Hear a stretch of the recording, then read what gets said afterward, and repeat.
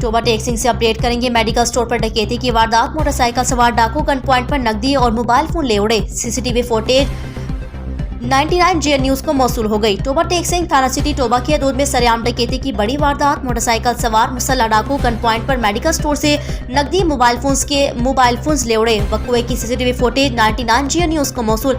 Footage में वाज़ेह तौर पर देखा जा सकता है मुसल्ला डाकू मेडिकल स्टोर पर लूटपाट कर रहे हैं, दुकानदार को हिरासा कर रहे हैं। शहर में चोरी, डकैती और नौसरबाजी की वारदातों पर अवाम में खौफ-ए-रास। शहरियों का डिस्ट्रिक्ट पुलिस ऑफिसर इबादत निसार से नोटिस देने का मुतालबा।